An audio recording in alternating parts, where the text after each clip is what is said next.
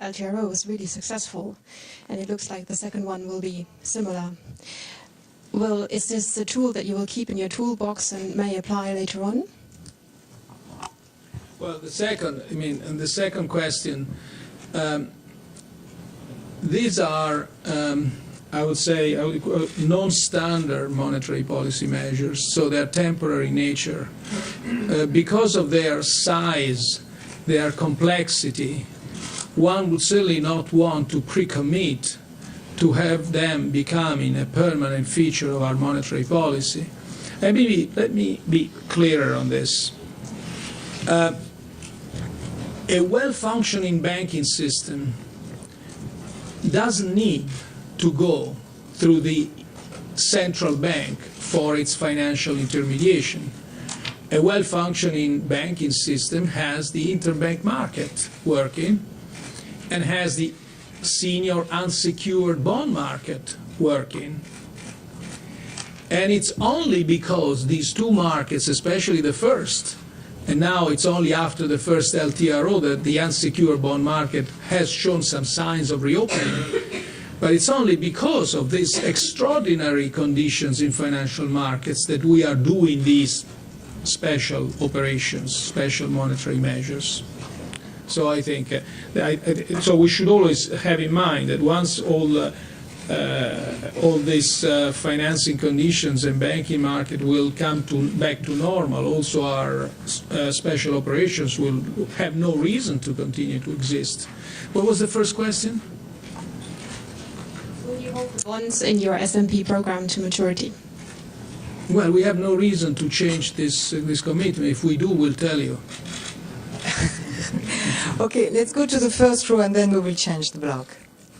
After. Toru King from TV Tokyo. You once said your area fiscal accounts are stronger than those of the US and Japan. Right. Do you remember? Can you explain why? Okay. I was clearly referring to the euro area as a whole. If you take the euro area budgets, they are in way better shape than any budget in US or in Japan. If you take the overall euro area. Then within the euro area you have countries that are on one side and countries that are on the other side. But if you take the euro area as a whole, we are in a better shape. Well, I'm tempted to make figures, but since I'm not sure, then. But I gave you some. I remember at that time when I was asked this, I gave you some figures of why this is so. Okay, let's go to block one. The second row, please. Anja Ettel from Welt and Welt am Sonntag. I've just a follow-up on collaterals. You told us that the national central banks will present a risk assessment to the governing council. But what exactly will happen if some members of the council aren't satisfied with what is presented? And a second question, a personal one. You've already shown us that you're a good risk manager, but what about your stance as a central banker? And what is your personal conclusion after your first 100 days in office? Thank you. Thanks. No, on the first question, I mean, if you have it would be like any other discussion in the governing council. We'll look at obviously the risk management officers and other staff, very competent staff, will look at these assessments and then we'll have a discussion. And then if the governing council is not satisfied, it will not be accepted. It's like any other discussion. Now, the second question was about my first 100 days. Well, look, it's hard to respond, but if you read a few newspapers that have been that are being represented here, you will get full documentation of what they think, of course. Okay. I'm sorry? What about the principles of the central bank? You showed us that you are a good risk manager, but it's quite hard to get any statements about you and your stance. Well, we've done. I think. I don't know. It's very much the proof is in the eyes of the beholder. I think I have respected the mandate of the ECB, which is to maintain price stability in the medium term. Inflationary expectations have remained firmly anchored, both, I would say, both even before becoming president in the years of my predecessor and in the first 100 days. But admittedly, it's a very short time to judge someone. It could go much worse. Okay, question on the fifth row, Wolfgang Preußel. Wolfgang Preußel, Financial Times Deutschland. I was a bit confused by your initial statement where you said, yes, we take on more risks, but we manage them well.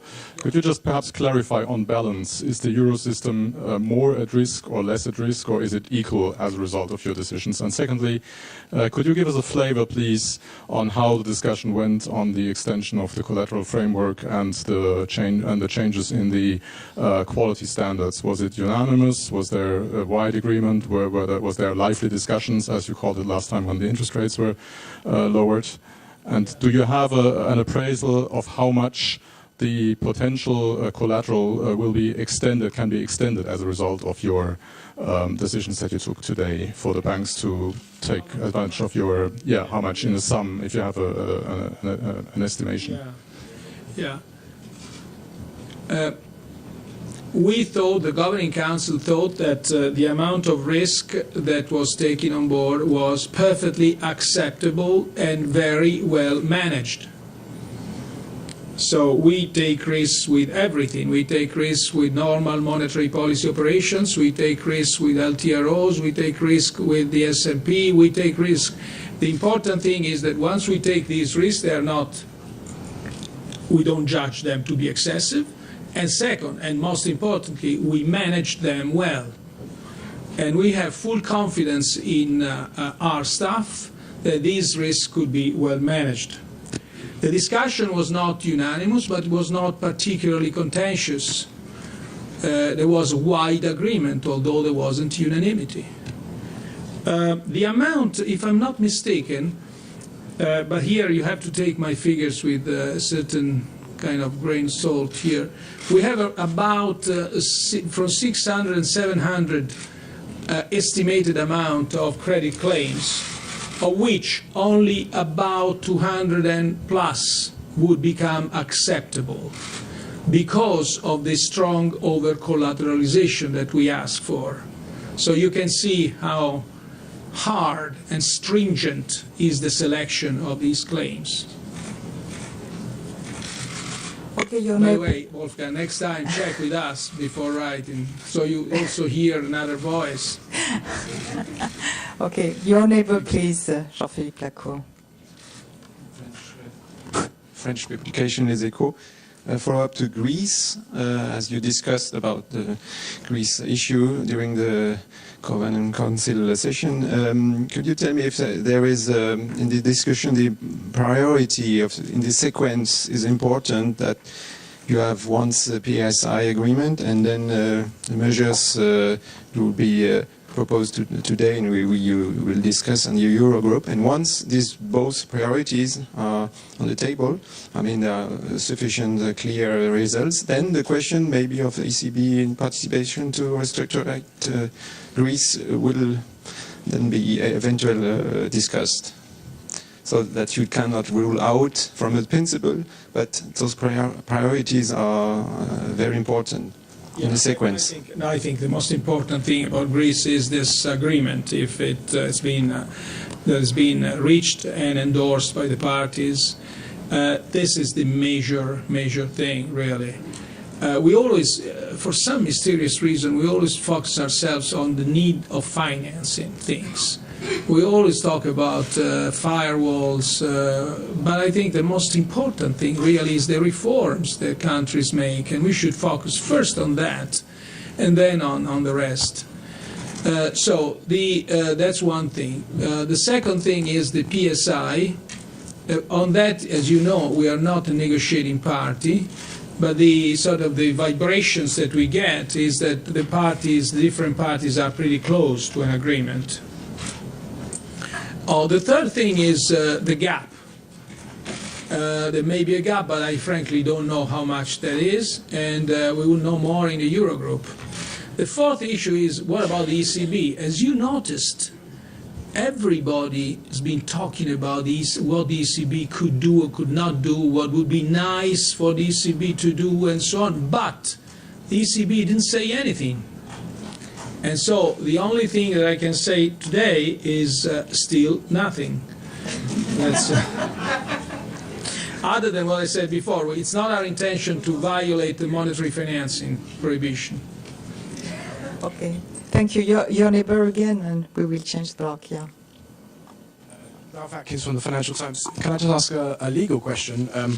If the ECB were to transfer the bonds it's acquired under the SMP to vehicles such as the European Financial Stability Facility, would that be monetary financing and therefore illegal? And then second question, just to come back on the debate about extending collateral to include credit claims. Can you give us a figure for the additional amount that banks will be able to borrow from the ECB as a result of these? I think the 200 billion figure you gave was the volume of credit claims. Can you is that the same amount as the banks would actually be able to borrow? And can you do it by, give us a rough, is it mostly Spanish and Italian banks that will benefit?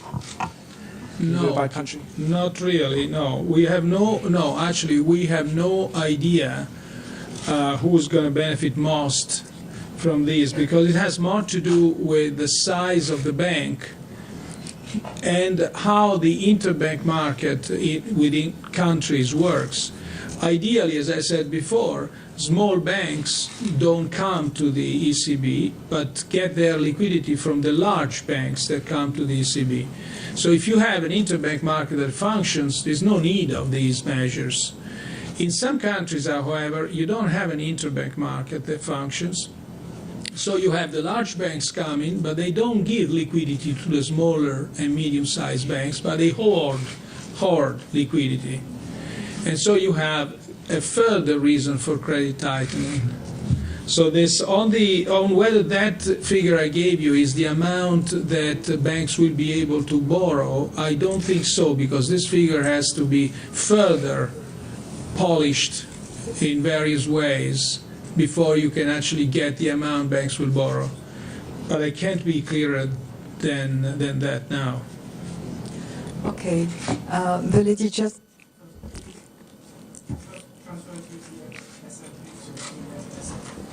Whether that is...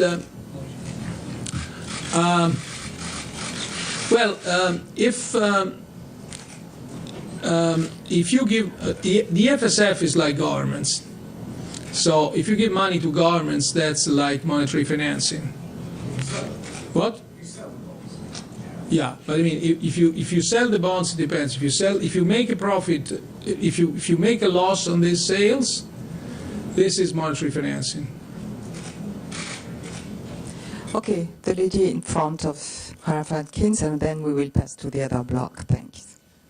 Marion Wilkinson from Australian Broadcasting. I just wanted to ask you a broader question on your assessment that the euro area economy would gradually recover in 2010. I wonder, 2012, that the euro area economy would recover gradually in 2012. And I wonder whether you think this differs markedly from the IMF recent World Outlook assessment.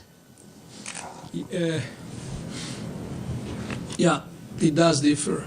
It's I wouldn't say markedly, but it does differ in the sense that we are less pessimist than the IMF, and so that's one thing. Especially, I would say for Germany. You might have heard what Jens Weidmann did say yesterday or 2 days ago about the IMF forecast for Germany. So we are less pessimistic than the IMF, certainly. Okay, let's go to block 2, rank number 2. First, Marica De Feo, and then her number. Marica De Feo. Hello. Yeah. Marica De Feo, Corriere della Sera.